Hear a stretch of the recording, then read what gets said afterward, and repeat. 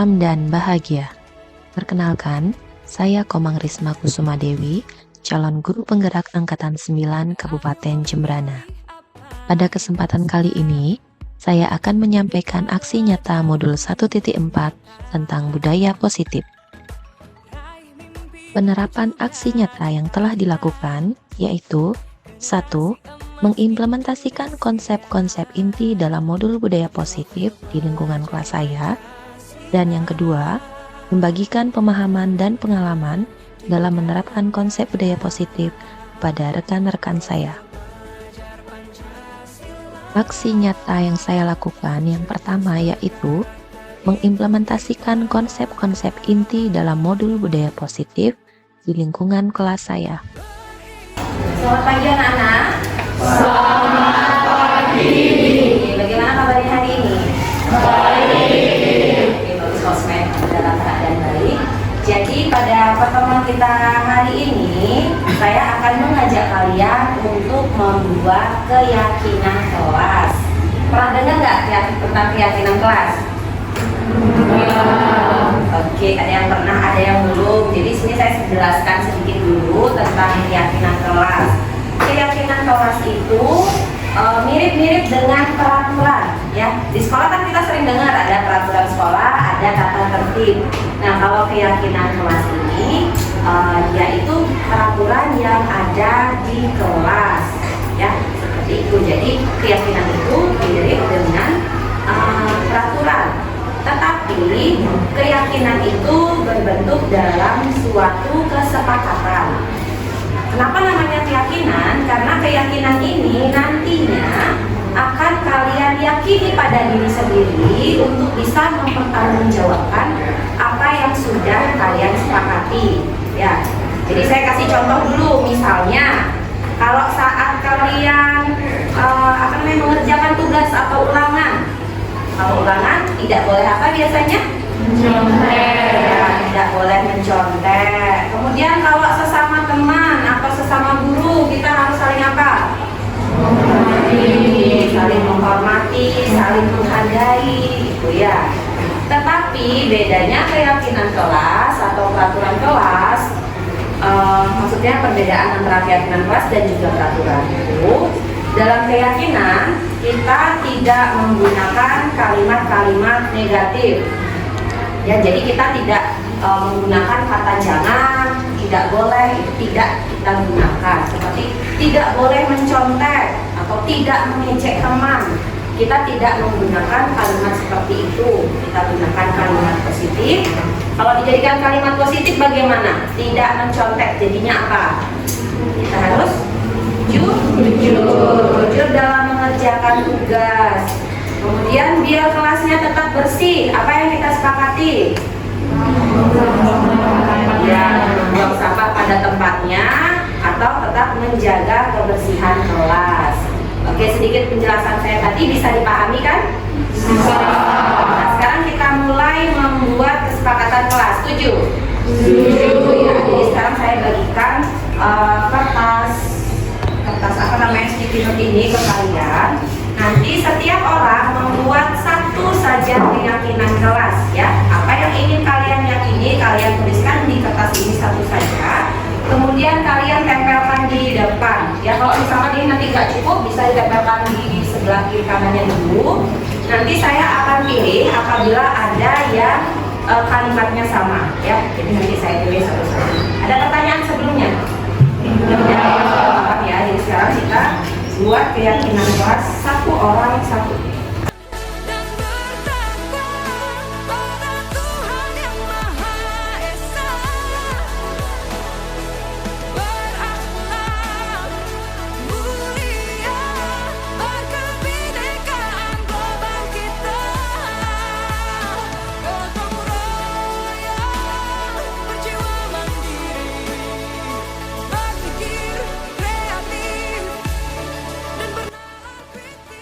Saya dan anak-anak membuat sebuah keyakinan kelas dengan tahapan 1. Melakukan sosialisasi tentang disiplin positif untuk mewujudkan budaya positif di sekolah. Yang kedua, menjelaskan pentingnya membuat keyakinan kelas. Yang ketiga, memfasilitasi murid membuat keyakinan kelas. Yang keempat, mempresentasikan hasil keyakinan kelas. Yang kelima, memajang hasil keyakinan kelas. Dan yang keenam, bersama siswa menerapkan keyakinan kelas. Cerdas berkarakter itu kita.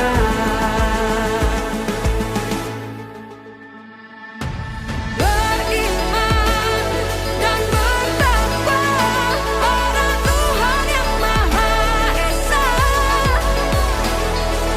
Berakhlak mulia, berkebinekaan global kita. Gotong royong. Baiklah anak-anak, jadi setelah kalian menulis keyakinan kelas dan setelah saya lihat ada beberapa yang memang sama, jadi saya pilih satu dari sekian yang sama.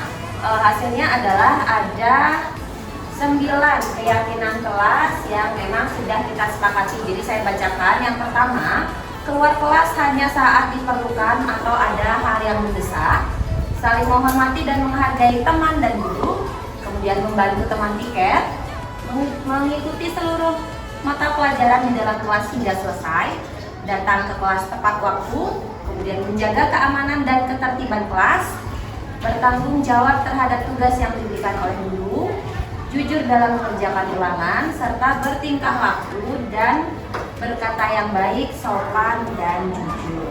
Oke, bagaimana, kita sudah sepakat ya? Sudah. Oke, jadi untuk lebih meyakinkan bahwa kita sudah sepakat, saya inginkan kalian untuk menandatangani keyakinan kelas ini.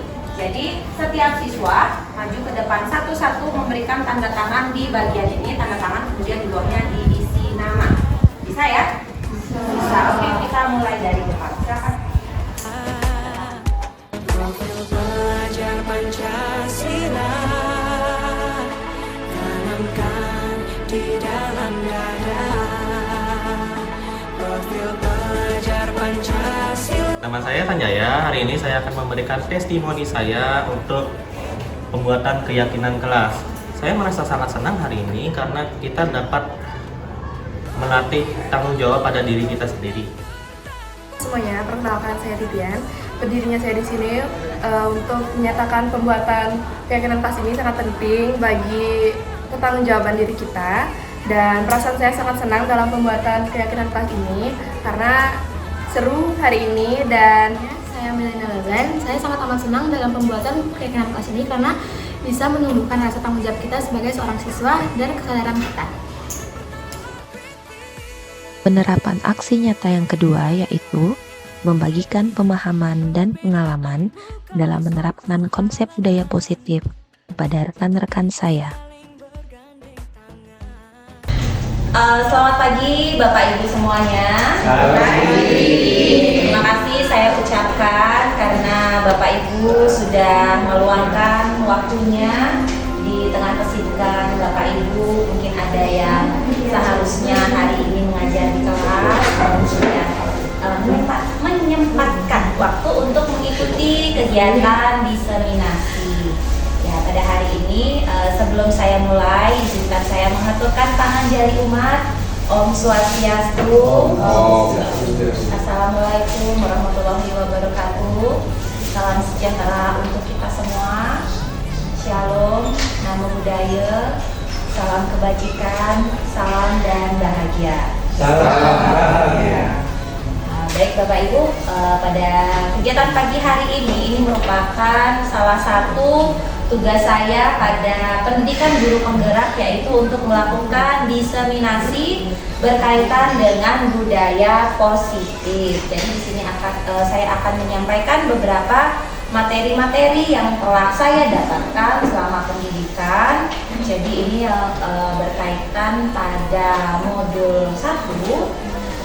Jadi ada beberapa hal yang nantinya akan kita bahas, yaitu konsep utama modul budaya positif. Di sini ada 8 ya. Ada 8 konsep yang nantinya akan kita bahas, yaitu yang pertama, perubahan paradigma belajar. Kemudian yang kedua, ada disiplin positif. Yang ketiga, nilai-nilai kebajikan. Yang keempat, kebutuhan dasar manusia. Yang kelima, motivasi perilaku manusia. Yang keenam, posisi kontrol guru. 7, keyakinan kelas. Dan yang terakhir yaitu berkaitan dengan segitiga restitusi.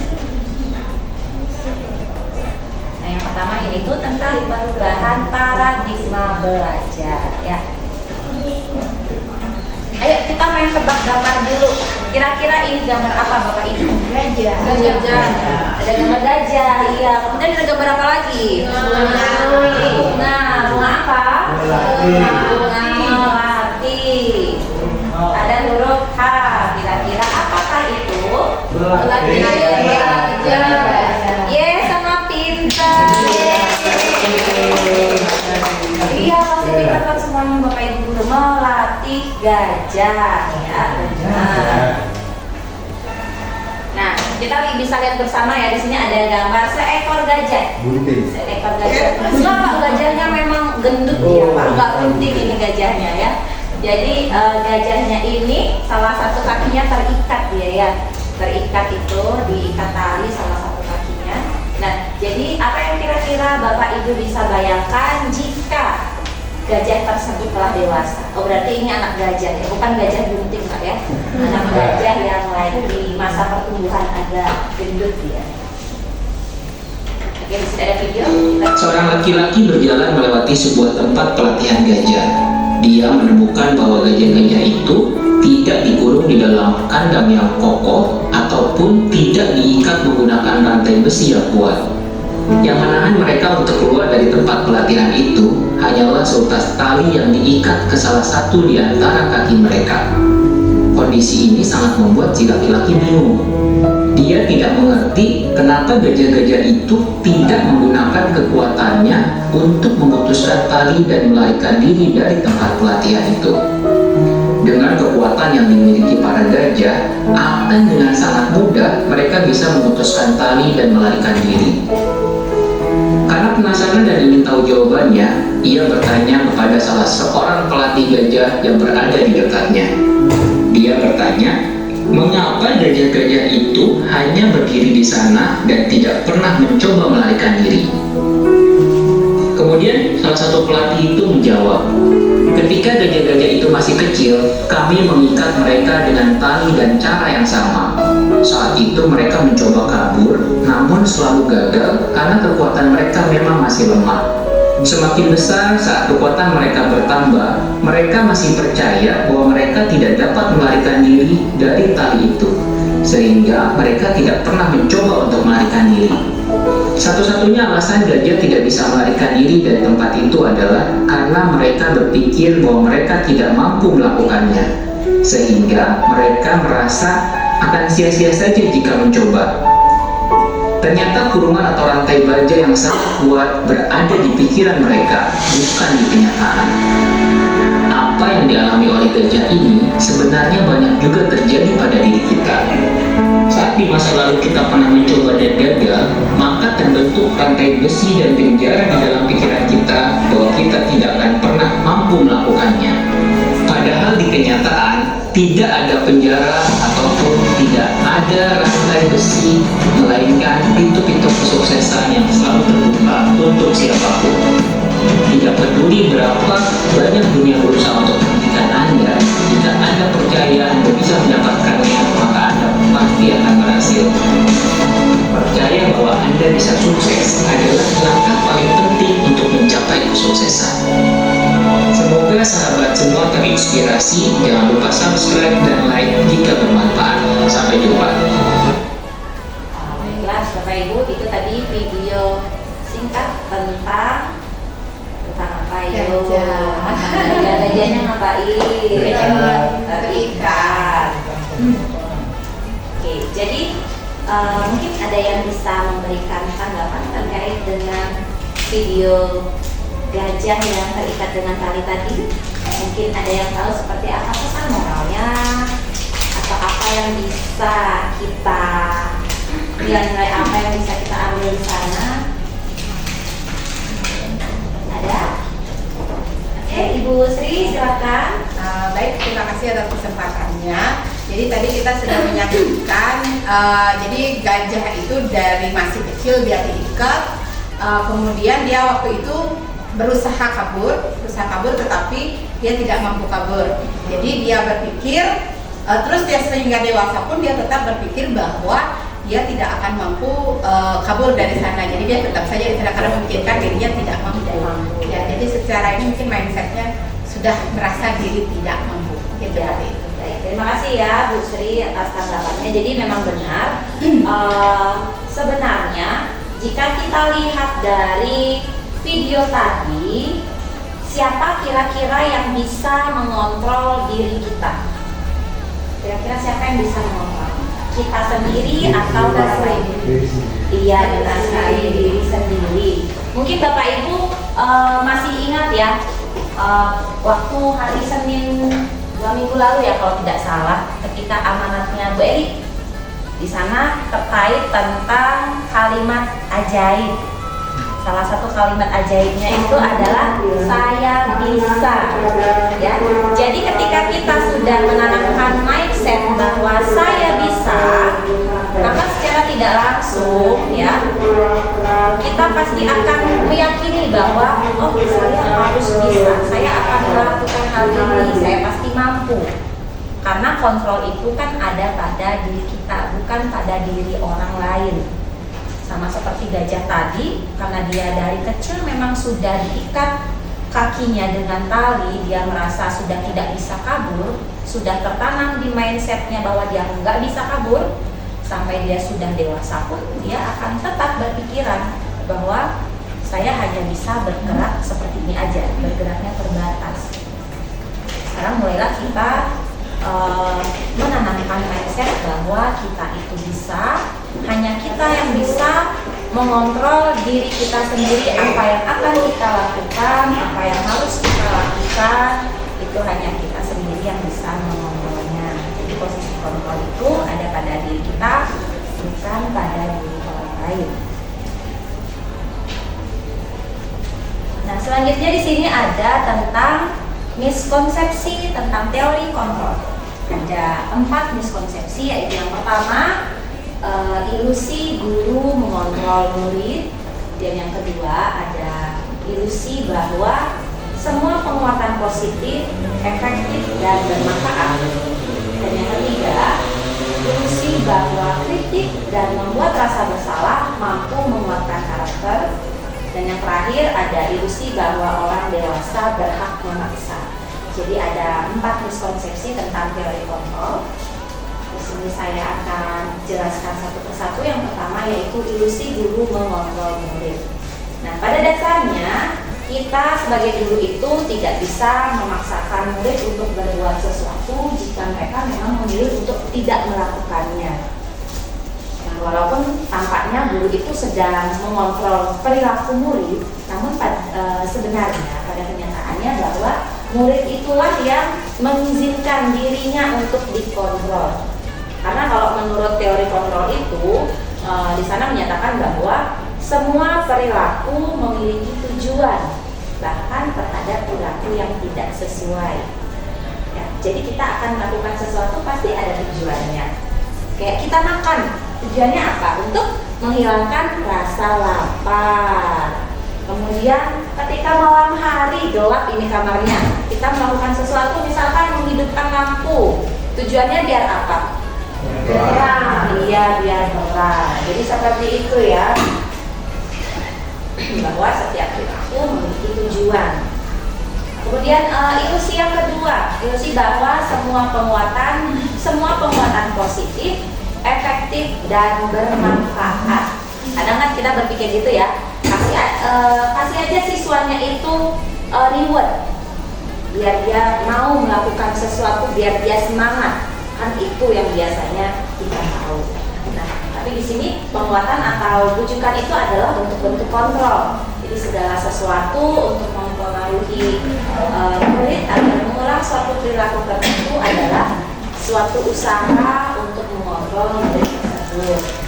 Nah, dalam jangka waktu tertentu mungkin murid itu akan sadar, bisa saja dia akan melakukan yang pertama, dia tetap melakukan hal itu agar mendapatkan reward, atau yang kedua dia mau melakukan sesuatu itu tidak mau, maksudnya dia tidak mau lagi karena dia udah tahu, oh saya dapat reward ini karena saya disuruh ini, gak mau lagi ah. Jadi ada dua kemungkinan yang nanti akan terjadi.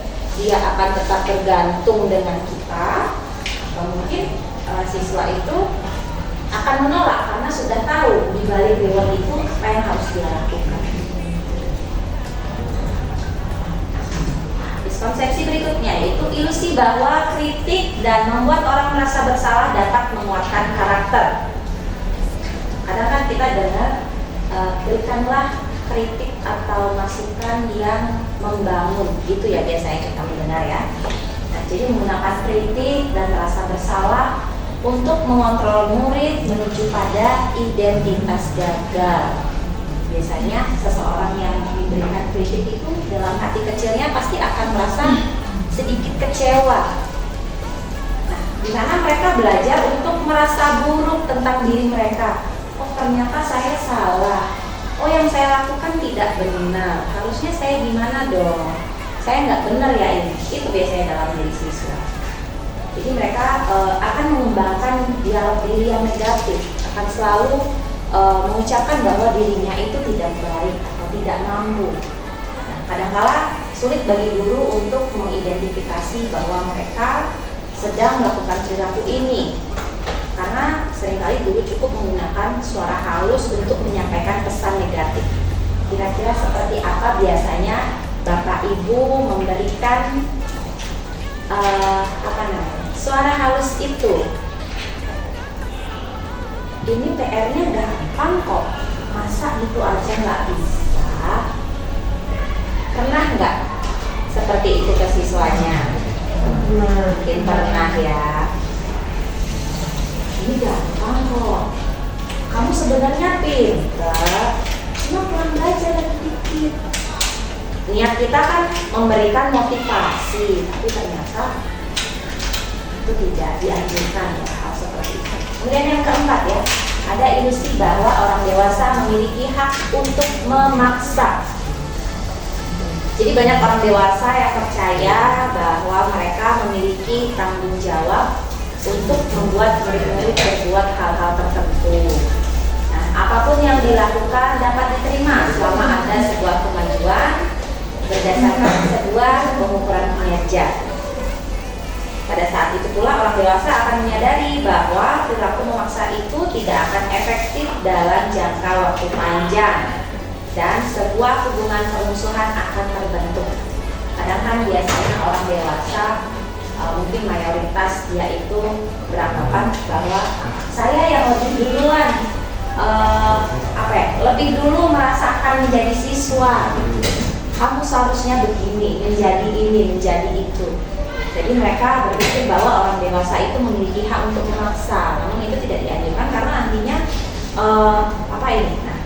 dalam jangka waktu panjang akan terbentuk sebuah hubungan permusuhan.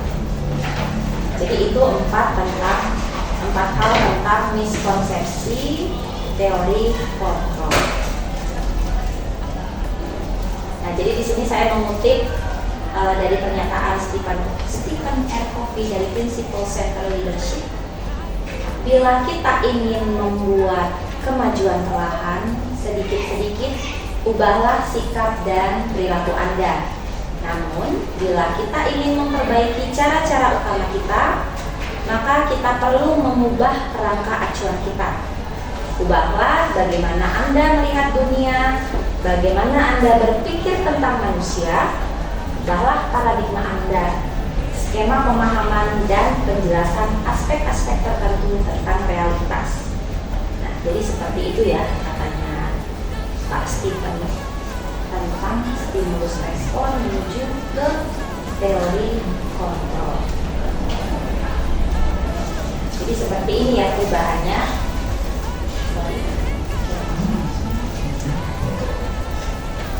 Dari realitas kita sama, kebutuhan sama menjadi ke kita realitas kita itu berbeda. Kemudian semua orang melihat hal yang sama, Kalau pada teori kontrol, setiap orang memiliki gambaran yang berbeda. Kemudian kita mencoba mengubah orang agar berpandangan sama dengan kita. Kita berusaha memahami pandangan orang lain tentang dunia. Dan selanjutnya, perilaku buruk dilihat sebagai suatu kesalahan. Namun pada teori kontrol, semua perilaku itu memiliki tujuan. Orang lain bisa mengontrol saya. Itu kalau di stimulus respon. Nah, kalau di teori kontrol, hanya Anda yang bisa mengontrol diri Anda sendiri. Di sini saya bisa mengontrol orang lain. Dari kontrolnya, Anda tidak bisa mengontrol orang lain. Karena kita tahu di sini ya, yang bisa mengontrol hanya diri kita sendiri. Kemudian, pemaksaan ada pada saat rujukan gagal. Di sini ada kolaborasi dan konsensus menciptakan pilihan-pilihan baru. Dan yang terakhir, ada model berpikir menang kalah. Kalau di teori kontrol, model berpikir menang-menang.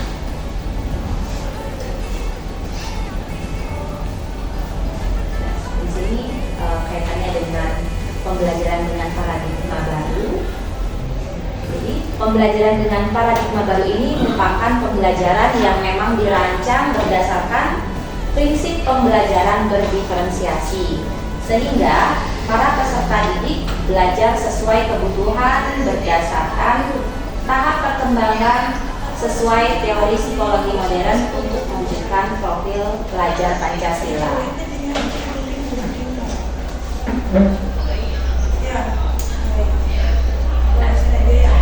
Konsep selanjutnya yaitu mengenai disiplin positif. Apa yang Bapak Ibu pikirkan apabila mendengar kata disiplin? Pak Hari, apa kira-kira Pak yang biasanya Bapak pikirkan tentang kata disiplin? Disiplin itu bagus. Oke. Ada pendapat lainnya? Saya dulu aturan. Oke, sebentar. Dari ya Pak. Sanksi. Oke, sanksi. Bu Yuni? Aturan. Aturan, sanksi, bagus.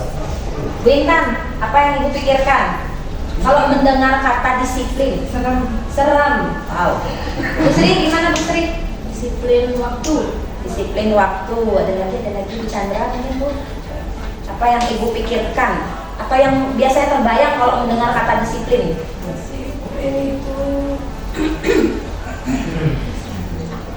Apa ya? Etika. Kalau Bu Cika? Taat pada aturan. Oke, bermacam-macam ya bayangannya. Oke, tepuk tangan dulu. Disiplin. Oke, jadi disiplin ini berasal dari kata disiplina yang artinya belajar dan mengacu pada disiplin diri yang memiliki tanggung jawab terhadap apa yang akan dilakukannya berdasarkan nilai-nilai yang diyakini. Nah, disiplin positif itu merupakan salah satu cara penerapan disiplin yang bertujuan untuk menumbuhkan kesadaran serta memberdayakan peserta didik tanpa imbalan penghargaan atau reward, ancaman atau hukuman. Nah, jadi kita sebagai pendidik, tujuan kita adalah menciptakan peserta didik yang memiliki disiplin diri sehingga mereka berperilaku mengacu pada nilai-nilai kebajikan universal dan memiliki motivasi intrinsik dalam perubahan perilaku ke hal yang lebih baik, ya. Nah, tadi kita dari disiplin positif kita mendengar adanya nilai-nilai kebajikan. Apa saja nilai-nilai kebajikan yang sudah Bapak Ibu terapkan? Oke, Bu Yuni, gimana Bu Yuni? Apa saja? Tanggung jawab. Tanggung jawab. Pak Sandy, gimana Pak? Berbagi. Berbagi. Ada lagi? Nilai-nilai kebajikan yang mungkin oke Bu Intan. Jujur. Ada, pas. Bu Sri. Gotong royong. Oke, bisa.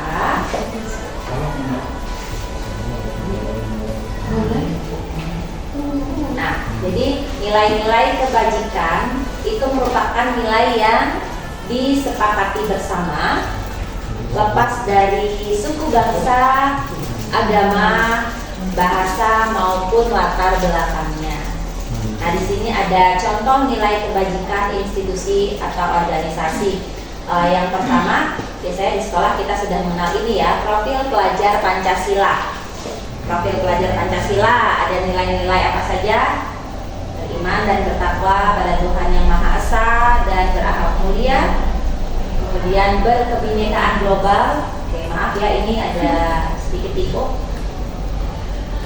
Gotong royong, tadi ada yang menyebutkan gotong royong. Kemudian ada mandiri, kreatif, dan benar kritis. Dan kalau dilihat dari primary years program, ada toleransi, rasa hormat, integritas, mandiri, menghargai, antusias, empati, keingintahuan, kreativitas, kemudian ada kerjasama, ada percaya diri, dan komitmen.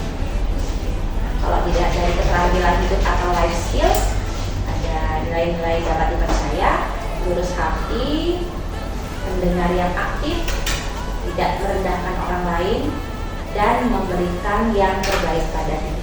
Jadi ini ada beberapa nilai-nilai, contoh dari nilai-nilai kebajikan dalam institusi. Tapi kalau kita di sekolah kan biasanya kita berpatokan pada ini ya, profil pelajar Pancasila. Namun tidak lepas juga dari ada nilai-nilai lainnya yang masuk pada primary years program sama life skill. Oke, kita masuk ke kebutuhan dasar manusia. Kita manusia kan ya, semuanya manusia yang ada di sini. Apa yang menjadi kebutuhan dasar Bapak Ibu? Semuanya pasti punya kebutuhan. Ayo, apa kebutuhan? Oke, kalau dari Pak Sedi, sandang paru, sandang pangan papan. Oke, kalau Bu Yuni cinta, Bu Chandra kasih sayang, Bu Sri uang. Oke. Hiburan. Bu Intan jalan-jalan. Bu Cika hiburan. Sama kayak Pak Altar ya, hiburan. Bareng-bareng nanti. Pak Sem, gimana Pak Sem kebutuhannya? Uang. Oke, Pak Hari. Keluarga. Keluarga adalah nomor satu. Oke, sepertinya salah satu teman kita Bu Sri masih ada sedikit kesibukan. Bu Sri Lestari mungkin sebentar lagi akan kembali ke ruangan ini. Apa yang muncul selanjutnya? Oke, kebutuhan dasar manusia. Jadi kebutuhan dasar manusia ini adalah segala sesuatu yang kita lakukan untuk mendapatkan apa yang kita inginkan. Ya, seluruh tindakan yang kita lakukan memiliki tujuan tertentu, dan semua usaha terbaik yang kita lakukan adalah dalam rangka agar kebutuhan dasar kita terpenuhi dengan baik. Jadi kebutuhan dasar itu ini ya, segala sesuatu yang kita lakukan untuk mendapatkan apa yang kita inginkan.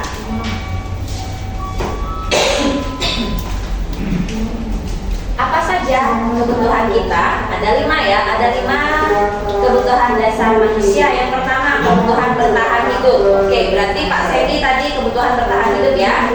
Ada makan, sandang, pangan, papan masuk di sini. Tempat tinggal, keamanan, kesehatan. Kan pastinya kita biasanya kalau pagi habis literasi kan udah mulai ya kerucuk-kerucuk perutnya. Perlu makan, artinya kita harus memenuhi kebutuhan dasar kita yang mana? Yang ini ya, bertahan hidup. Kita perlu makan, perlu minum, kita perlu tempat tinggal. Nah, ini tadi yang disebutkan sama Bu Chandra. Bu Chandra sama Bu Chandra ya, benar ya. Kasih sayang dan rasa diterima. Seperti apa itu? Jadi ada rasa diterima, dipedulikan, berbagi, dan ada kerjasama, menjadi bagian dalam kelompok. Terkadang pernah nggak Bapak Ibu kalau di kelas itu merasa tidak dipedulikan oleh siswanya? Pernah. Pak Sandy nggak pernah. Berarti kalau nggak pernah artinya udah terpenuhi ini ya, kebutuhan dasar yang ini udah terpenuhi. Kalau misalkan ada yang mungkin kita merasa kurang dipedulikan atau mungkin kita merasa kurang diajak bekerja sama, bisa jadi kita itu kebutuhan yang ini, kebutuhan kasih sayang dan rasa diterimanya belum terpenuhi. Kebutuhan yang selanjutnya ada kebutuhan tentang penguasaan. Jadi di sini ada harga diri, keinginan untuk dianggap, memimpin, berprestasi, diakui, dan didengar.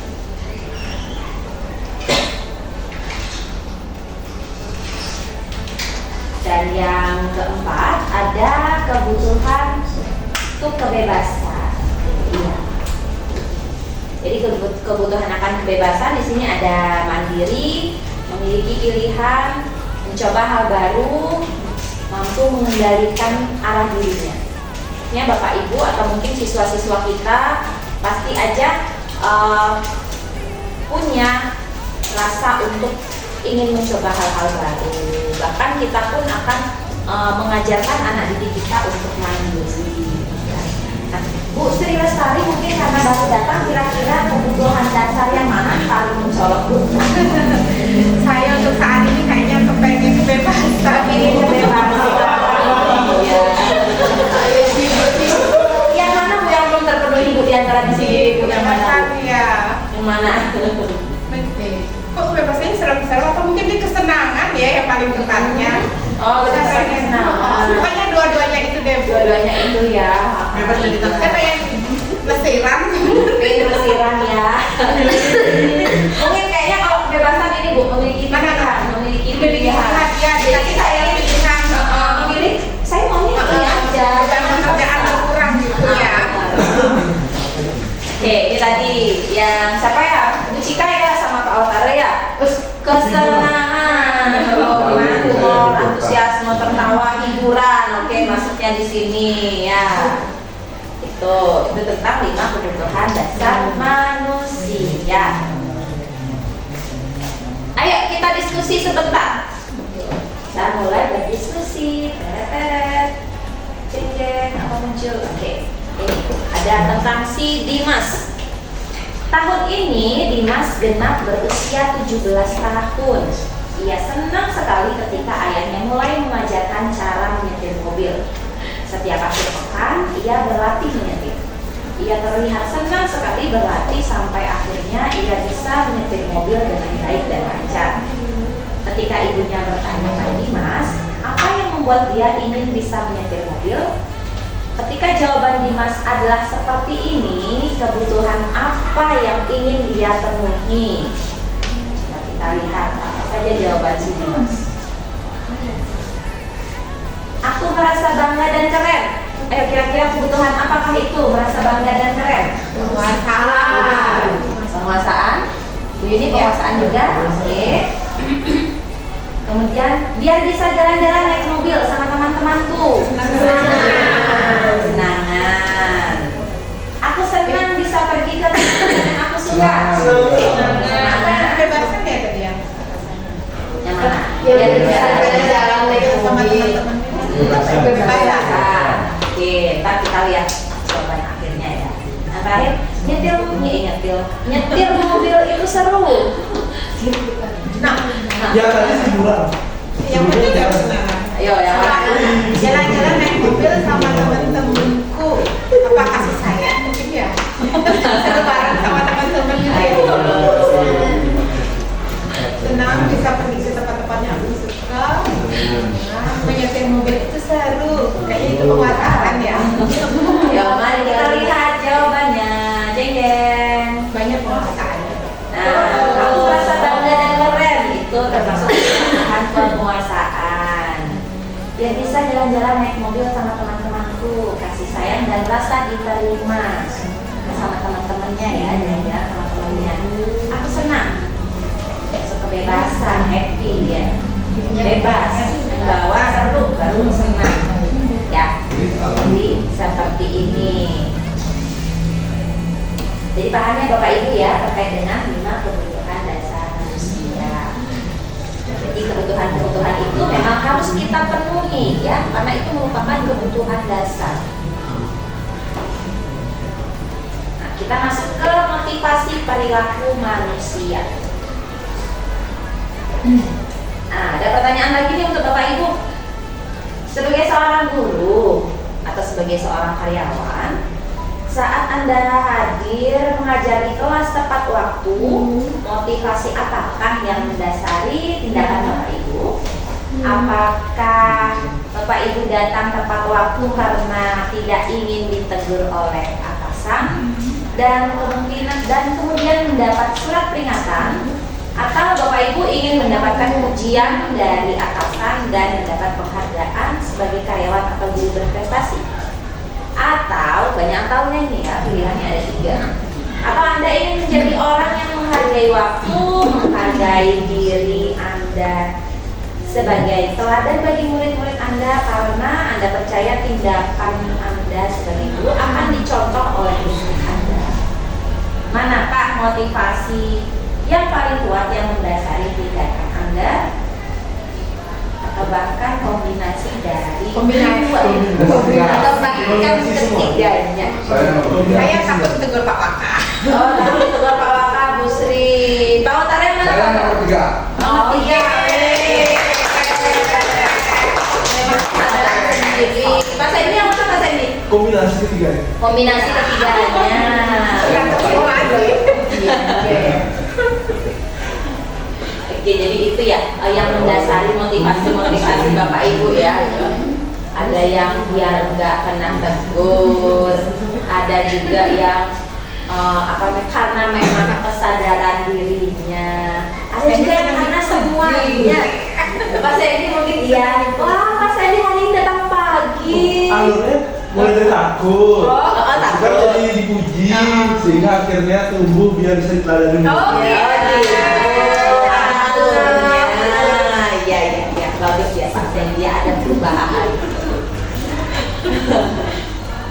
Nah, jadi di sini ada 3 tentang motivasi perilaku manusia, yaitu yang pertama yaitu untuk menghindari ketidaknyamanan atau hukuman, mungkin kayak tadi ya, biar gak kena teguran. Kemudian ada juga untuk mendapatkan imbalan atau penghargaan dari orang lain, seperti mendapatkan pujian.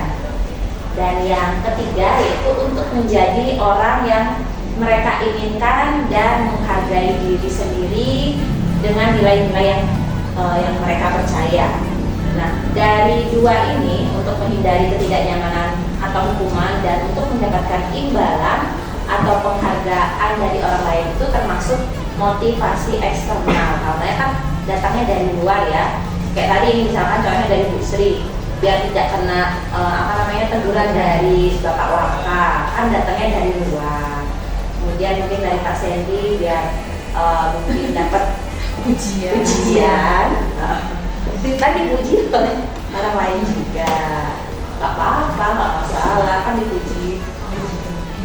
Kemudian kalau ini dari Pak Awatara, keren ini ya, untuk menjadi orang yang mereka inginkan dan menghargai diri sendiri dengan nilai-nilai yang mereka percaya. Motivasinya sudah berasal dari motivasi internal ya Bapak ya. Senior harus menjadi teladan. Memang senior teladan kita ini Pak Awatara ini ya.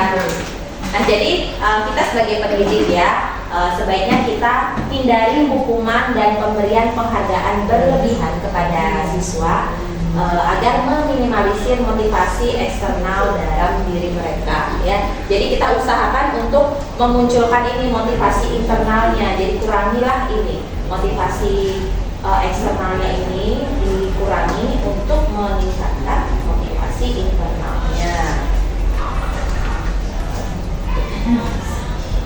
Nah, sekarang kita lanjut ke tentang hukuman, konsekuensi, dan restitusi. Nah, jadi di sini ada 3 ya, sedikit penjelasan tentang hukuman, konsekuensi, dan restitusi. Itu kalau hukuman itu biasanya sifatnya tidak terencana atau tiba-tiba ya. Biasanya murid tidak akan tahu apa yang akan terjadi karena mereka tidak dilibatkan sebelumnya. Dan ini sifatnya satu arah. Kalau hukuman itu biasanya berupa hukuman fisik atau psikis. Kemudian ini konsekuensi. Kalau konsekuensi itu sudah terencana ya, bedanya dengan hukuman. Kalau hukuman tidak berencana, kalau konsekuensi itu dia sudah terencana dan sudah disepakati sesuai dengan aturan. Namun di sini murid tetap dibuat tidak nyaman. Nah, sikap guru di sini selalu memotivator murid. Nah, saya tipu lagi di sini. Banyak saya lelah, ya, sudah mulai lelah jadinya ketik gitu. Kalau di restitusi, nah di sini proses menciptakan kondisi bagi murid untuk memperbaiki kesalahannya. Nah di sini prosesnya sudah kolaboratif, yang mengajarkan murid untuk mencari solusi sendiri. Itu perbedaan antara hukuman, konsekuensi, dan restitusi. Nah, yuk kita diskusi lagi sedikit tentang, kan kelihatan ya Pak Ibu ya? Coba sekarang kita kira-kira ini termasuk hukuman atau konsekuensi. Yang pertama, mencatat 100 kali di dalam buku kalimat "saya tidak akan terlambat lagi karena terlambat ke sekolah". Termasuk hukuman atau konsekuensi? Hukuman. Oke, benar, termasuk hukuman. Kemudian lari mengelilingi lapangan basket 2 kali karena terlambat hadir di sekolah. Hukuman. Kenapa termasuk hukuman? Fisik. Nah, fisik. Di samping itu juga tidak ada hubungannya ya, lari keliling lapangan dengan terlambat hadir ke sekolah. Kalau yang ini, membersihkan coretan yang dibuatnya di meja tulis. Konsekuensi. Kenapa termasuk konsekuensi? Karena tanggung jawab dengan pelanggarannya. Iya, karena dia sudah menunjukkan tanggung jawab atas pelanggaran atau kesalahan yang dia buat. Jadi membersihkan coretan di meja tulis yang dia buat. Kemudian selanjutnya, murid diminta untuk push up 15 kali karena tidak menggunakan masker ke sekolah. Hukuman. Termasuk hukuman. Jadi tidak ada kaitan ya antara push up dengan menggunakan masker. Kemudian menggantikan kertas tugas teman yang telah dicoret-coret. Konsekuensi. Jadi kalau tugas kertas temannya kita coret-coret, konsekuensinya ya kita ganti kertas tersebut. Ini lagi, berjemur di lapangan basket pukul 12 siang karena mengobrol dengan teman. Hukuman. Termasuk hukuman. Ya, sekali. Nah, yang ini, duduk di bangku di pinggir lapangan pada jam istirahat, tidak diizinkan bermain oleh guru tiket karena mencederai teman saat bermain di lapangan. Konsekuensi ya. Ayo. Konsekuensi. Mana ada nilai kebajikan? Iya. Di sini ada nilai kebajikannya Bu Sri. Keselamatan teman itu. Ya, karena mencederai teman saat bermain di lapangan ini ya.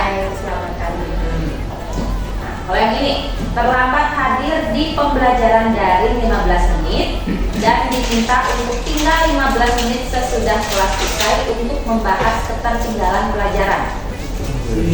Masuk konsekuensi, karena ini ada kaitannya ya, dia terlambat 15 menit berarti dia harus tinggal lagi 15 menit ya untuk membahas ketertinggalan pelajaran tersebut.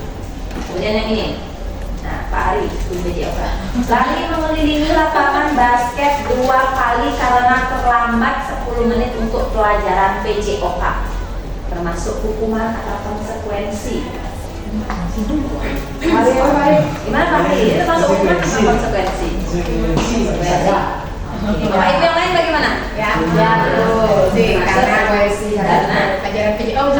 Iya, karena pelajaran PJOK berkaitan dia ya. PJOK adalah lari keliling lapangan selama 10 menit. Berarti sebelumnya sudah ada kesepakatan atas aturan ya. Jadi aturannya kalau kamu terlambat lari, gitu ya Kak Hari. Nah, ini terakhir, membersihkan WC sekolah karena mematahkan pensil kawannya. Dia membersihkan WC dengan mematahkan pensil, tidak ada kaitannya. Biar pensilnya bersih, suruh aja tetap pakai. Sudah dari anak-anak, pakai aja pensil Oke, jadi itu ya perbedaan antara hukuman dan konsekuensi. Nah, sekarang kita masuk ke posisi kontrol guru.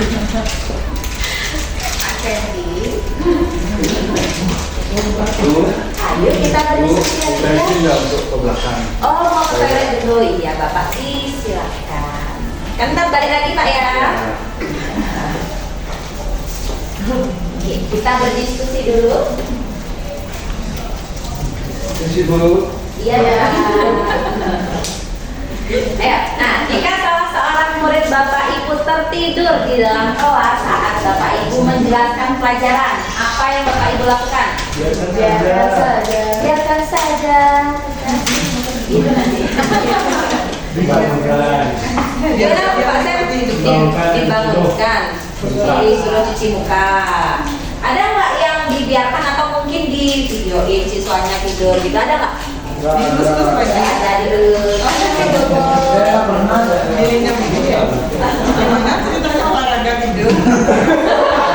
Iya, kalau Pak Hari gimana Pak Hari? Kalau di lapangan ada yang ketiduran? Oh enggak, ada yang ketiduran ya? Kalau semangat. Semangat iya, kalau anak-anak udah diajak ke lapangan pasti semangat ya biasanya. Oke. Iya, oke. Anak-anak tuh biasanya di lapangan baru itu saya lihat kalau pas keluar makan siang lari meskipun panas. Ya berarti kalau Bapak Ibu melihat anak didiknya ketiduran di dalam kelas biasanya akan dibangunkan, disuruh cuci muka. Yakin nggak pakai marah dulu? Bangun, bangun nggak? Enggak. Itu dulu. Ya, itu dulu. Itu dulu. Dulu pernah dong lihat Ibu. Iya. Makanya posisi itu. Sekarang emosi saya sudah lebih stabil. Sudah ada kemajuan ya. Ini lagi. Nah, di sini ada 5 posisi kontrol guru. Yang pertama ada sebagai penghukum, kemudian ada pembuat merasa bersalah, ada sebagai teman, ada pemantau, kemudian ada sebagai manajer. Jadi kita sebagai guru punya 5 posisi kontrol di sini ya.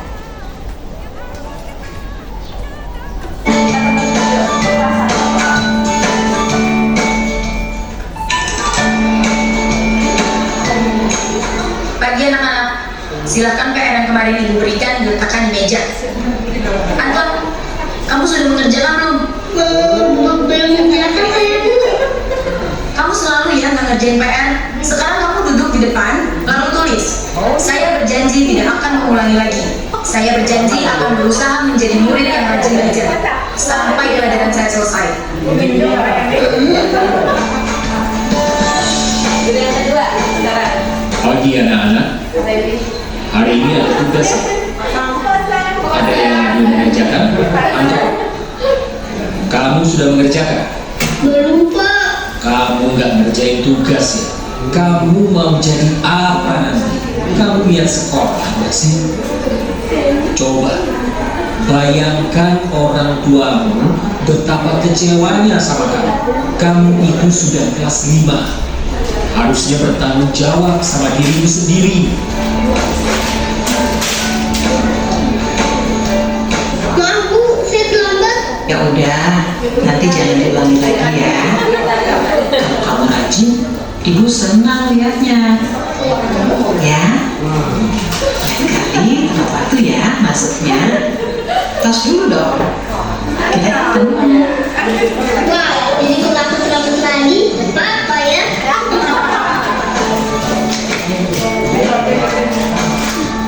Kamu kok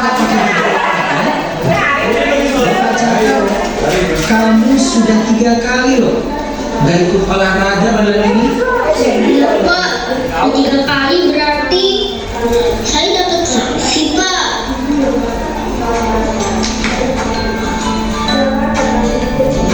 Ini Bu, saya mengumpulin tugas. Maaf ya Bu, saya terlambat mengumpulin tugas. Kenapa kamu terlambat mengumpulkan tugas? Iya Bu, saya kalau sore bantuin ibu jaga warung, gak sempat menjaga tugas. Kira-kira nih, apa yang bisa kamu perbaiki?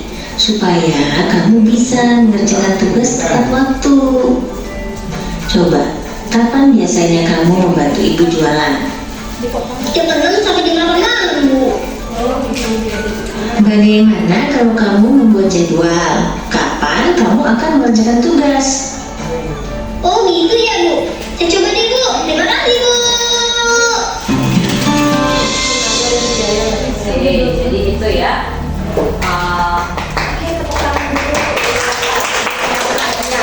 Jadi ada mirip-miripnya ya. Ada yang mirip dengan Pak Hari, mirip Bu Rita, mirip Pak Sen.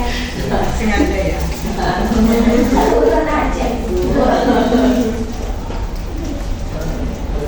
Oke, jadi ini contoh penerapan 5 posisi kontrol dulu dengan kasus siswa tidak memakai atribut lengkap saat upacara bendera. Jadi kalau kita posisi kontrolnya sebagai penghukum, biasanya kita akan memerintahkan siswa itu untuk hormat pada bendera selama 1 jam. Ya, kita berikan dia suatu hukuman.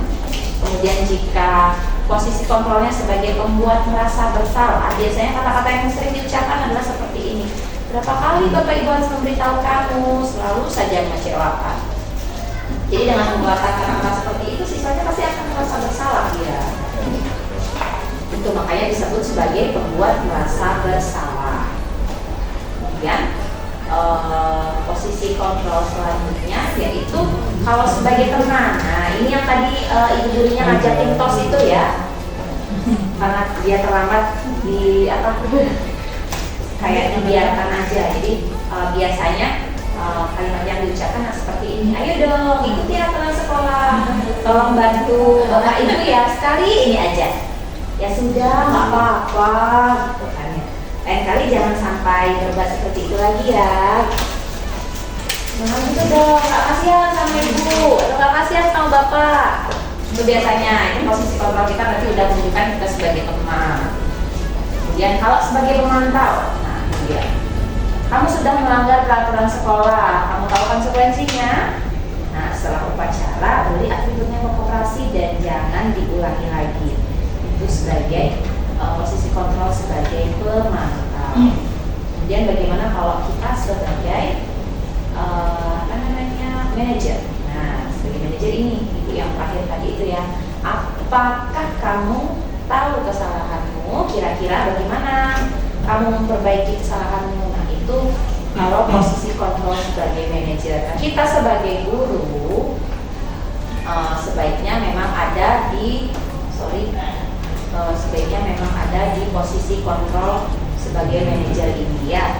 Janganlah kita sebagai membuat merasa bersalah, jangan juga kita menghukum, kan nggak baik. Sebaiknya kita ada di sini. Jadi kita tanyakan kepada siswa, tahu nggak kira-kira kesalahannya gimana, dan kemudian kita arahkan siswa tersebut bagaimana ia memperbaiki kesalahannya itu. Ayo kita diskusi lagi. Nah, saya kecewa sekali dengan kamu. Kira-kira posisi kontrol apa? Membuat merasa bersalah. Iya, membuat merasa bersalah ya. Kemudian kalau ini kamu tidak benar melakukannya.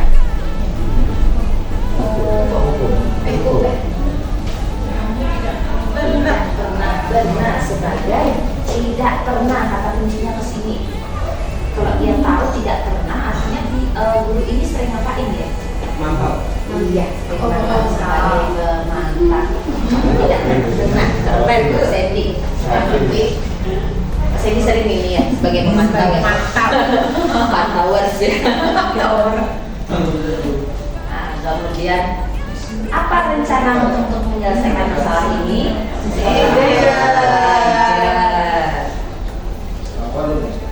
Kemudian, nah, ayolah lakukan ini Bapak Ibu ya. Sebagai teman, pintar-pintar semua Bapak Ibunya. Kita sudah sering ya dari posisi ini. Nah ini, kamu tidak pernah mendapat nilai jika tidak mengerjakan tugas. Kamu tidak pernah mantau memantau. Jadi saya acak ini ya, nggak semuanya sama. Nah masuk lima posisi kontrol guru sudah ini kan ya? Sudah paham, maksudnya ada pertanyaan nggak gitu sebelum masuk ke keyakinan kelas? Tidak ada kelas.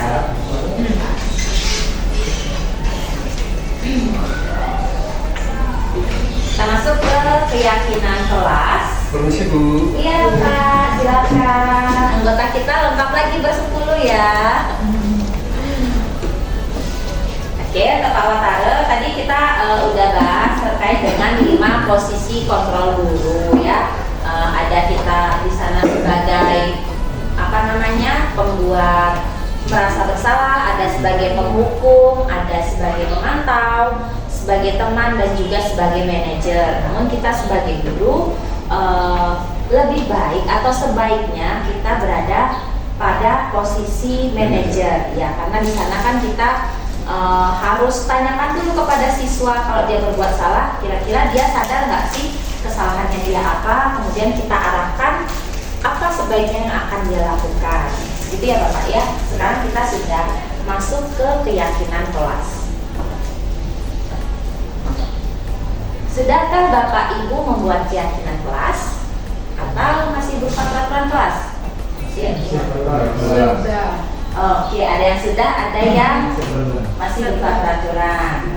Yang sudah tadi Bu Sri yang mana? Oke, Bu Sri Lestari. Di sini kan ada 2 Bu Sri. Bu Sri IPAS, Sri IPAS dan IPA. Bu Sri IPA dan Ibu Sri IPS. Sri IPAS. Jadi kedua-duanya gampang manggilnya besok. Kalian pada Bu Sri IPAS. Jika manggil.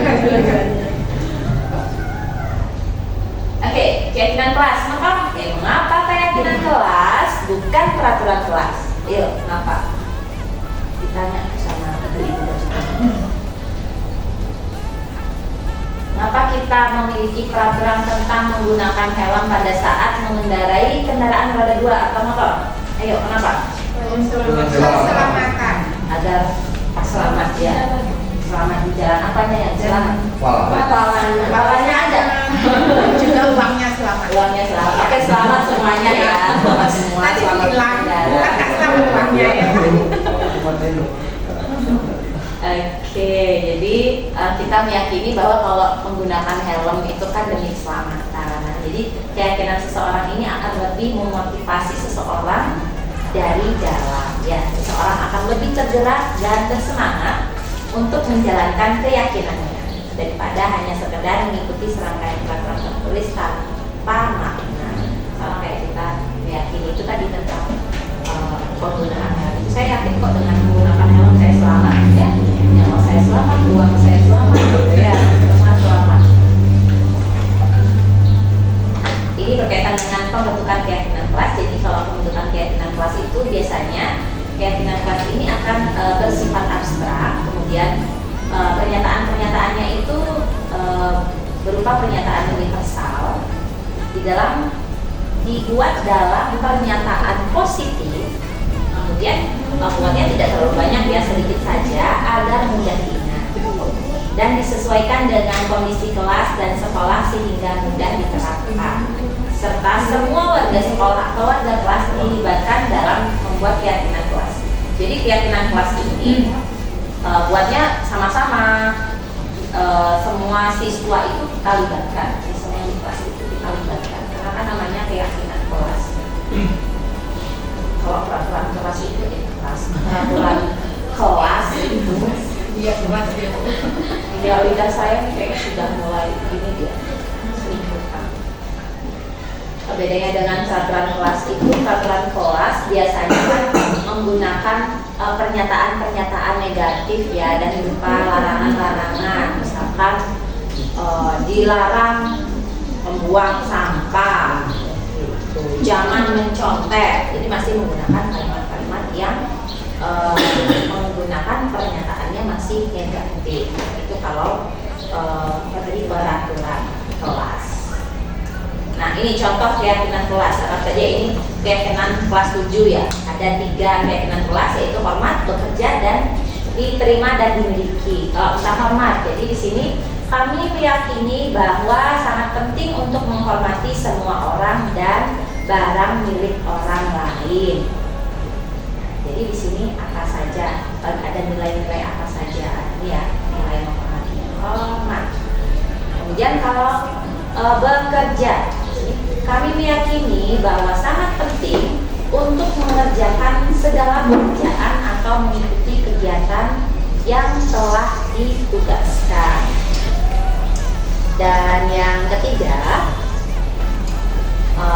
ada keyakinan tentang diterima dan dimiliki. Ya. Kami meyakini bahwa penting untuk merasa diterima pada suatu kelompok dan saling peduli satu dengan lainnya. Ini ya contoh keyakinan untuk di kelas 7 bisa, atau mungkin Bapak Ibu bisa meng-ATM ini untuk keyakinan kelasnya. Jadi tidak berbentuk aturan-aturan lagi ya, karena ini kan sudah menggunakan nilai-nilai yang sifatnya universal, pernyataan-pernyataannya juga positif, dan ini dibuat bersama kolaborasi dengan siswa yang ada di kelas itu. Kita masuk ke segitiga restitusi. Bapak Ibu sebelumnya pernah mendengar nggak tentang segitiga restitusi? Belum ya, tapi sekarang kan udah dengar ya segitiga restitusi. Iya, iya. Pas saya di matematika segitiga restitusi itu aja ya yang biasanya gitu ya. Jadi di sini segitiga restitusi ini merupakan suatu proses dialog yang dijalankan oleh guru agar dapat menghasilkan murid yang mandiri dan bertanggung jawab. Jadi di sini tahapannya itu yang pertama adalah menstabilkan identitas. Jadi sorry ya Bapak Ibu, saya dari tadi jamnya di sini aja, maksudnya biar gampang saya melihat Bapak Ibu semua. Kalau bisa nanti takutnya terhalang. Yang kedua ada validasi tindakan yang salah, dan yang ketiga yaitu menanyakan keyakinan. Jadi kita mulai dari sini dulu, kita stabilkan dulu identitasnya, kemudian kita validasi tindakan yang salah, dan terakhir kita tanyakan keyakinannya. Nah, di sini menstabilkan identitas. Menstabilkan identitas ini berdasarkan pada prinsip membuat kesalahan adalah bagian dari proses pembelajaran. Nah, kalimat-kalimat apa yang biasanya kita gunakan dalam menstabilkan identitas? Seperti ini. Berbuat salah itu wajar. Tidak ada manusia yang sempurna. Ya, Bapak Ibu tidak mau mencari siapa yang salah, tapi ingin mencari solusi dari permasalahan ini. Mungkin kita juga bisa bilang kamu berhak merasa gitu. Jadi ini kalimat-kalimat yang biasanya digunakan untuk menstabilkan identitas. Kemudian ada validasi tindakan yang salah. Validasi tindakan yang salah ini berdasarkan pada prinsip setiap perilaku berupaya memenuhi suatu kebutuhan tertentu ya. Jadi kita melakukan sesuatu pasti karena ada tujuan. Jadi kita validasikan dulu tindakan yang salah itu dengan cara apa? Dengan cara menggunakan kalimat-kalimat ini ya. Kamu pasti punya alasan mengapa melakukan hal seperti itu. Padahal kamu bisa melakukan yang lebih buruk dari ini ya. Tanya itu ya. Validasi tindakan yang salah itu, kamu patut bangga karena telah melindungi sesuatu yang penting buatmu. Bahwa mungkin kamu melakukannya karena mempertahankan sesuatu yang penting bagimu. Itu kalimat-kalimat yang bisa kita gunakan untuk memvalidasi tindakan yang salah itu. Dan yang terakhir dalam menanyakan keyakinan. Menanyakan keyakinan ini berdasarkan pada prinsip teori kontrol bahwa pada dasarnya kita termotivasi secara intrinsik ya, secara motivasi dari dalam diri kita. Jadi kalimat yang digunakan dalam menanyakan keyakinan seperti ini. Apa keyakinan kelas kita? Kita kan tadi sudah bahas tentang keyakinan kelas. Di sini kita tanyakan kepada siswa, apa keyakinan kelas kita? Masih ingat nggak kira-kira dia? Kemudian nilai-nilai apa yang telah disepakati bersama? Seperti apa gambaran sebuah kelas yang ideal menurut kamu? Kamu ingin menjadi orang yang seperti apa? Kita tanyakan keyakinannya dengan menggunakan salah satu kalimat seperti ini ya. Gitu ya Bapak Ibu ya, bisa dipahami kan ya? Siap.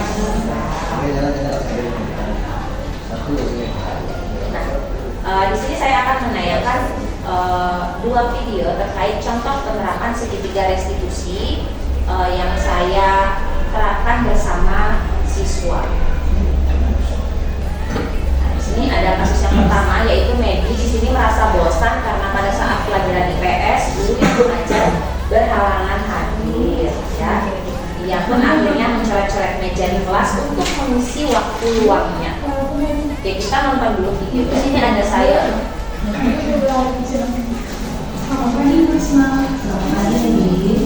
Oh iya, benar lagi. Iya,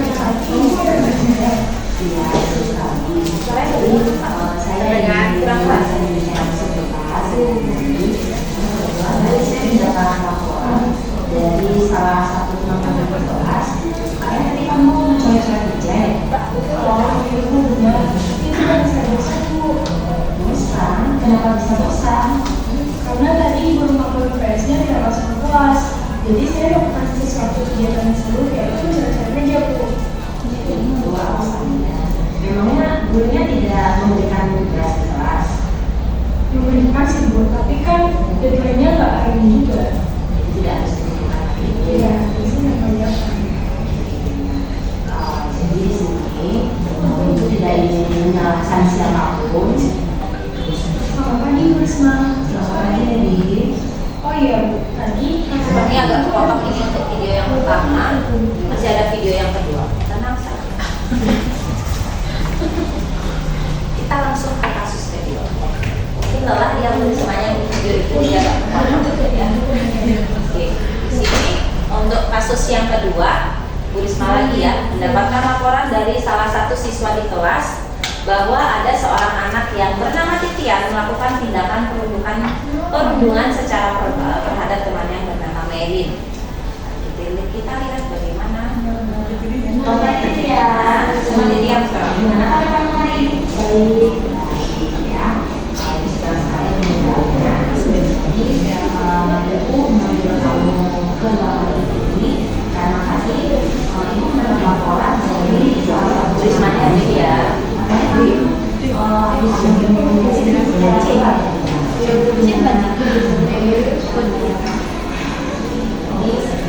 Jadi yakin kamu melakukan hal ini masih ada alasan. ya, Bu, sebelumnya saya minta maaf. Tadi saya bercanda, ini hubungannya ke MJ, terus sepertinya rencana saya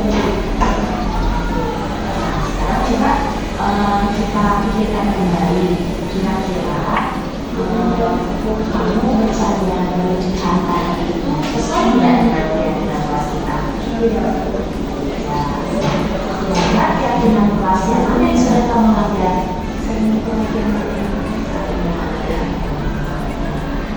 Kalau menurut dia, mungkin tidak kita bersama dengan dia. Iya. Kalau menurut kamu penting, ya yang saya sampaikan dia akan menyampaikan.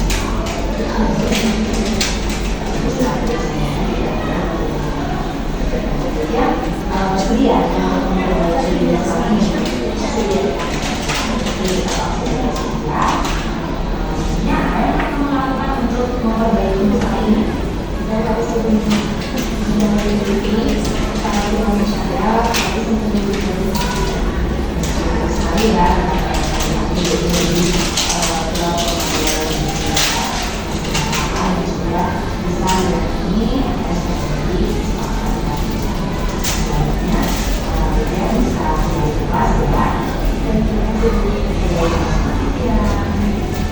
Halo semuanya, saya Lydia dari kelas 9B. Senang sekali berjumpa dengan Bu Risma hari ini dengan membahas masalah tentang perundungan. Jadi Bu Risma tidak langsung memarahi saya atas kesalahan yang saya buat, tapi Bu Risma lebih meyakinkan lagi tentang keyakinan kelas yang sedang kita buat tadi. Jadi Bu Risma mengingatkan agar lebih mengendalikan diri dan tidak mudah untuk membuli teman. Terima kasih. Jadi itu contoh penerapan segitiga restitusi untuk permasalahan yang dialami oleh salah satu siswa saya ya. Mungkin Bapak Ibu nanti apabila menemukan permasalahan di kelas mungkin bisa menggunakan atau menerapkan segitiga restitusi ini untuk menangani atau menangani permasalahan siswa tersebut. Ayo sekarang kita bermain peran.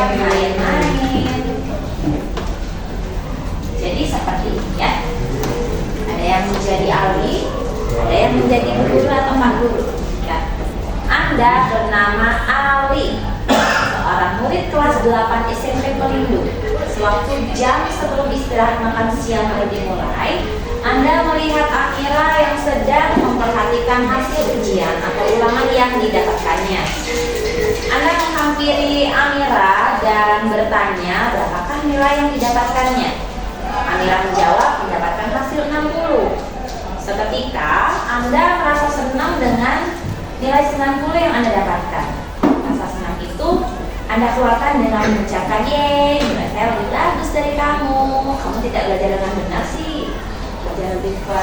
Belajar lebih keras lagi ya." Hehehe, bisa gitu. Dengan nada menyindir.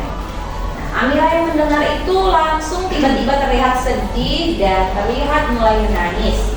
Anda langsung merasa bersalah, namun menyadari ada orang lain yang masuk ke dalam kelas. Anda memutuskan untuk keluar dari kelas. Dan sewaktu jam pulang sekolah, guru Anda meminta waktu sebentar untuk berbincang dengan Anda. Ayo sekarang saya minta Bapak Ibu untuk bermain peran. Ada yang menjadi Ali, ada yang jadi Amira, ada yang menjadi guru. Jadi gurunya. Atau mungkin bisa Ali sama guru aja boleh. Ayo siapa yang mau jadi gurunya? Kak Sandy jadi Pak gurunya. Cindy jadi Ali. Yang jadi Ali siapa? Ali. Yang kedua Pak Ali. Pak Ali. Sri jadi gurunya. Ayo. Kita jadi gurunya. Yang setuju Ali jadi muridnya ke tangan. Gurunya siapa? Beneran. Alasan. Ini jalannya Bu. Ya. Silakan Bapak. Ini jalannya Bu. Ali. Oke, Pak Saidi jadi Ali. Siapa jadi Bu Guru atau Pak Gurunya? Amira. Oke, Bu Yuni jadi Amira. Oke, ya Bu Sri Lestari jadi gurunya. Amira, Miss Yuni, Amira. Iya, sudah angkat tangan dia. Amira. Silakan dulu diejek dulu. Diejek-ejekan dulu lah. Memang guru ya? Iya. Iya. Pukulnya. Ayo di depan. Di depan. Biar nampak. Ulang aja namanya Miss. Iya. Pura-pura aja atasnya dong. Pura-pura nggak ada kertas. Ya udah pura-pura aja kertas bayangan udah.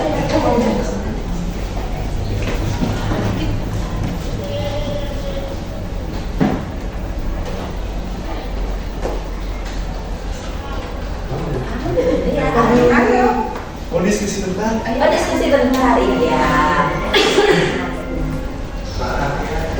Oke. Kamera action.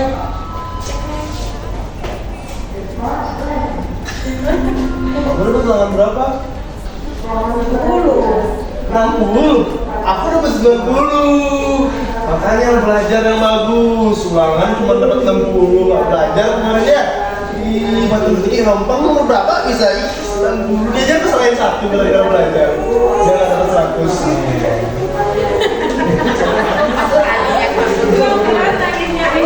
Kamu kenapa nak? Dia sama Ali Bu.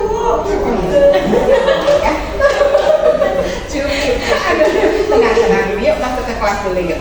Ayo duduk sama teman-teman dulu ya. Tenangkan dulu ya Amira, tenangkan diri. Tolong bantu temannya dulu ya, tenangkan diri. Ali, boleh ikut ibu sebentar Ali? Kenapa ya Bu? Oh iya, Ali, kamu mau ngobrol apa sama Amira? Cuma nanya nilainya dia berapa Bu?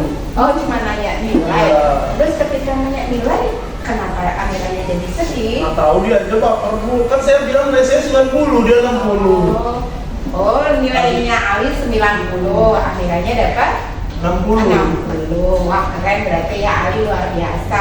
Apa namanya? Bangga berarti ya dengan hasil yang Ali dapatkan ya. Nah, apa namanya? Bangga dengan hasil sendiri itu luar biasa. Sangat bagus. Ibu juga senang kalau dapat nilai yang bagus. Tetapi coba Ali pikirkan lagi yang Ali lakukan kepada Amira itu kira-kira benar nggak sih? Menyakiti hatinya Andra nggak? Iya. Iya, karena menyakiti ya. Berarti dengan kesepakatan atau keyakinan kelas yang kita miliki, kira-kira itu sudah sesuai belum? Sepertinya ada melanggar salah satu keyakinan kelas. Kira-kira keyakinan kelas yang mana ya, Ali? Ya, menghargai teman. Menghargai teman. Iya, Ali masih ingat ya dengan keyakinan kelas kita. Nah, terus nanti apa yang akan Ali lakukan untuk memperbaiki keselamatan ini?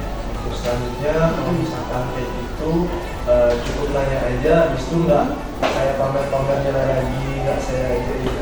Oke, terus ada lagi kira-kira? Itu udah.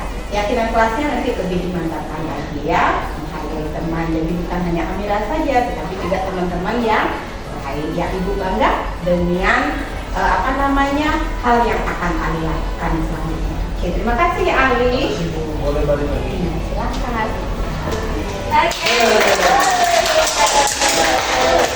Jadi seperti itu ya contoh penerapan segitiga restitusi atas permasalahan yang dihadapi oleh siswa kita. Jadi Bapak Ibu nanti bisa menggunakan hal tersebut. Yang pertama yang kita lakukan adalah kita menstabilkan identitas, kemudian yang kedua validasi tindakan yang salah, dan yang terakhir menanyakan keyakinan.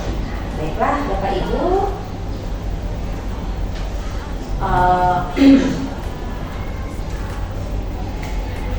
demikian hal yang bisa saya sampaikan terkait dengan budaya positif.